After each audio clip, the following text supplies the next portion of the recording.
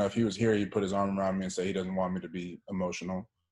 He just wants me to keep going because, his NFL dream was stopped short, and I still have an opportunity. When we talk about professional athletes, the first thing that comes up is their position and their stats. That's what they do. But the series is about your who. I'm Rachel Hopmayer, joined by Steelers offensive lineman Zach Banner, whose who seems to be shifting these days. Zach, if I wanted to start at the root of who Zach Banner is today, where would you tell me to start? Probably, that's a really good question. Probably determined. When you go through trials and tribulations through your career and through your life, you either have a chance to either step up to the challenge or be afraid of it and fear it and crumble and curl up. I've decided to go for the first option, if that makes sense. Especially as you know, it's from a training and conditioning standpoint to a nutritional standpoint to the decisions of the people around you, the decisions you make day by day, especially at the professional level. You are an athlete, but at the same time, you have to realize that you have to base being a human around that as well.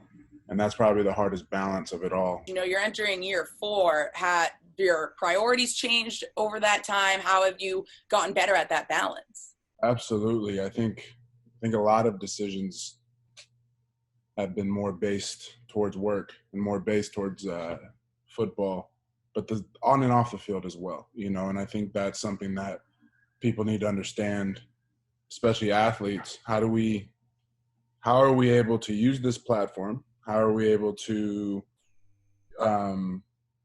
help others, inspire others on and off the field or court or pitch or whatever it is that you play, but understanding also that it really, really matters at the beginning, middle, and end of your career.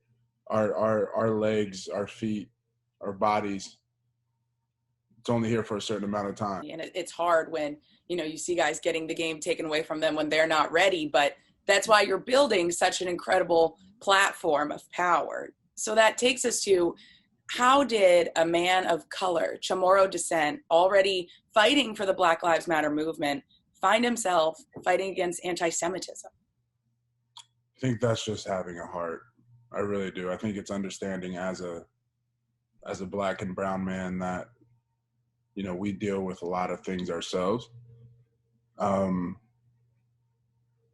very, very relatable to gay marriage. In terms of the Jewish community, I really didn't get to understand that till college. But growing up, there were people that were fighting for the right to love each other and to be married. And if you rewind back in the day, slaves weren't allowed to be married. And in terms of the island of Guam, some Chamorro descent would not allow you to marry outside of Chamorros. So there's both discrimination and hypocrites, within both my people and others. So when you see anti-Semitic comments, when you see that type of mindset, there's just no room for that. We have to identify as athletes, there should be nothing wrong with us speaking up and saying we don't defend that and we don't accept that, and let's move forward. It's very, very hard for guys because we're just transitioning to having a voice. I'm not trying to make an excuse, but 2020, I feel like everybody feels this difference, especially amongst the NFL Shield. Were you afraid to post that first video? Absolutely, yes.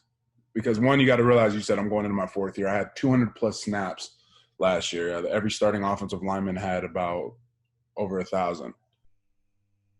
Yes, they were. I played really well, and it allowed me to have another year contract with the Steelers. That's bigger than just minimal, but at the same time, I'm still trying to earn that reputation. Mike Tomlin being an African American coach, and then Mr. Rooney and Kevin Colbert, our GM, Mr. Rooney, our owner, sitting in a team Zoom meeting just like this saying, hey, we got your back. And then hearing that dialogue did make me comfortable. I think that's something that other front offices should do, because I know that, like, when Mr. Rooney, and I had a conversation with them, when they, as powerful white men, do that, it's very, very uplifting. It's very, very reassuring. Like, I love them to death for that, because it enabled me to do something like that. You had such strong, loving parents, but like that heart grows. Mm-hmm. So where did it start? It just starts from one, like you said, my parents, Ron and Vanessa Banner, but two, and just caring and character and teaching that. But it also comes from seeing people lose their mom and dad to drugs. It comes from growing up in a place where 10 to 15-year-olds have guns, are having children, are burdening themselves with responsibilities that they don't understand down the road is going to hold them back from actually making change, to falling into a repetitive process, a cycle, avoiding that cycle, closing myself off from it, but also giving back and trying to communicate and trying to help. Community service, putting myself out there and trying to empathize for people who are homeless, who are in gangs, who have lost someone to gang violence. I have four older cousins: Josh, Jacob, Jason, and Jordan. Jacob, who was supposed to be the first athlete in the family, incarcerated when I was in 6th or 7th grade. Hasn't seen me play football since then. Going to USC and hearing the horrible stories about women, just when no means no, men don't listen. Also seeing men, especially on my sports teams, being just their lives are ruined by horrible-hearted women who trap them and use our platform and everything against them to have them imprisoned and kicked off the team and change the course of their life. It's a both-way street. Losing my one of my best friends in college, Max Turk, to health issues, and he died in his dad's arms on Father's Day this year with his mom and dad on a hike. Just see, when you get to this point in professional sports, you have to take advantage. Remember, we talked about that. You have to take advantage of this opportunity that you have. And unfortunately, I credit my parents and I credit Sarah, my manager, and I credit, my friends and my brother, my sister around me for putting up this barrier around me to help me emotionally stay focused, but to also communicate. And sometimes it just sucks when you're away from home for so long. I mean, Pittsburgh is a couple thousand miles away from Tacoma, Washington, Seattle, and Los Angeles, and a few thousand miles away from Guam.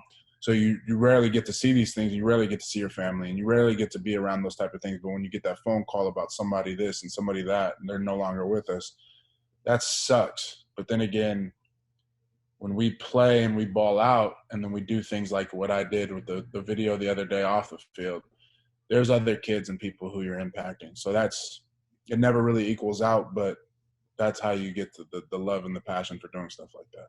How has losing Max impacted who you are right now?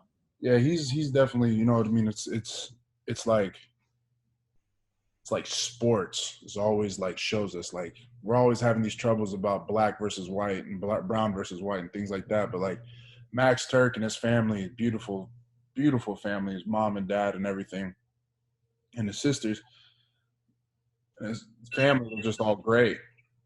And it's just one of those type of things, like they have like a great soul. Like, that man played next to me, position over. He played at center, but our left tackle, who's there the same age as us, Chad Wheeler, he's white, dude from Santa Monica. And Max is a white dude from Orange County, Santa Margarita. And Jordan Simmons is a black dude from Inglewood, and Vianney Talamavao and Damian Mama are Samoans from Los Angeles, and like there's so much Toa, Nico, all these guys, but like Max, us losing Max is like it's like a brother, and there's beautiful souls like Max Turk, and sports, like people sometimes like they say it's a time to step away from politics and conflict, but if you really look deep and down to it, like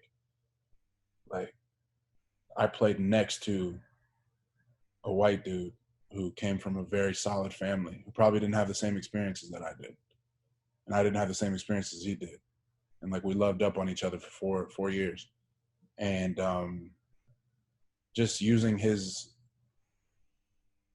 death, but also his transition into the next life, using that to keep going and to make him proud. If I ask you what you're manifesting, your job is to say the Super Bowl, of course. Mm-hmm. But off the table, like we've talked about, 2020 is unique for so many reasons. What else are you looking to achieve right now?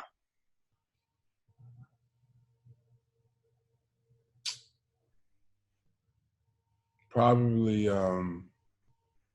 something like off the field related. I would probably have to say it'd be a blessing to be considered for the Walter Payton Man of the Year award. I would probably be more proud of that than holding up a Lombardi trophy.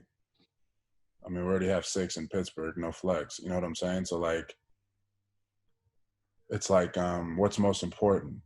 I understand that to the community of Pittsburgh, holding a Lombardi trophy as a team is amazing. But also having a man up there on stage at the NFL awards of saying like this, and to then have a message, because you're that's the ultimate platform when you're on stage talking. That's the ultimate time to put out a message. And sometimes, unfortunately, Black and brown men and women in general are stripped of that voice and that opportunity. This is your who right now, and clearly it's fluid, but it's strong. And I know I've garnered that, and this has been the biggest pleasure of, I don't even know if I could put a time, week 2020, all of that. I'll be rooting for you as a player, but of course, even a bigger fan of you as a person. I really appreciate the time and your good fight. I do. Thanks for having me, Rachel. I appreciate it.